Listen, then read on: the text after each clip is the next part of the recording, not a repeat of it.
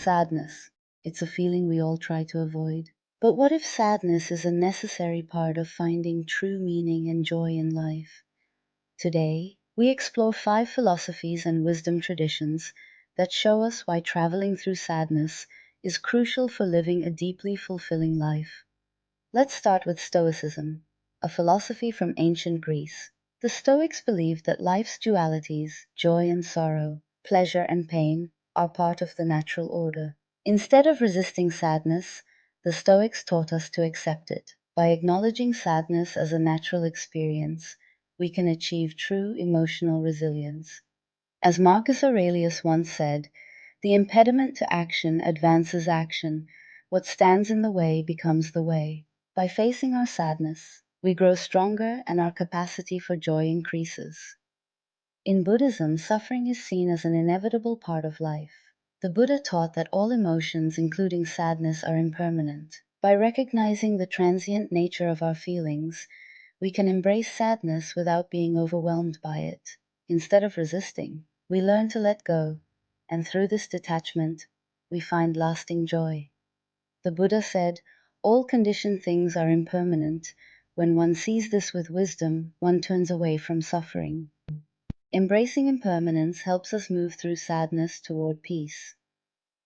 Existentialist philosophers like Jean-Paul Sartre and Viktor Frankl believed that meaning is not something we find, but something we create, often through struggle. Sadness, in this view, isn't something to be feared. It's a sign that we are deeply engaged with life.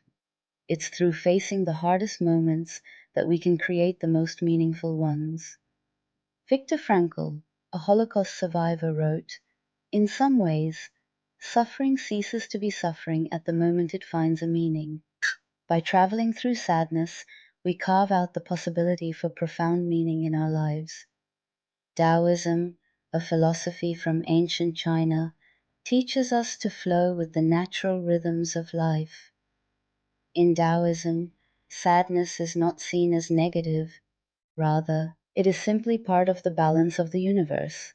Just as the yin cannot exist without the yang, moments of sadness are necessary to appreciate moments of joy. By flowing with life cycles, we align ourselves with the Tao, or the natural order. Lao Tzu said, "Life is a series of natural and spontaneous changes. Don't resist them. That only creates sorrow." Embracing both the dark and the light helps us find harmony. In Sufism and Islamic mysticism, the experience of sadness or longing is often seen as a way of drawing closer to the divine. The heart, when it aches, is stretched and expanded. In Sufi poetry, the feeling of being separated from the beloved, whether that's a person or the divine, is what leads to spiritual transformation and joy. Through the pain of longing, we experience the depth of love and connection. Rumi, the famous Sufi poet, said, "The wound is the place where the light enters you." It's through sadness and longing that we are open to greater spiritual joy and union. Across these diverse philosophies, Stoicism, Buddhism, Existentialism, Taoism, and Sufism, one truth emerges. Sadness is not something to run from, but a bridge we must cross to reach true joy and meaning. By accepting and traveling through sadness, we grow, we deepen, and we become more fully alive. So, the next time you feel sadness, remember that it's part of the journey. By embracing it, you create space for greater meaning, deeper joy, and a fuller experience of life. Sadness is not the end, it's the beginning of transformation. Thank you for watching.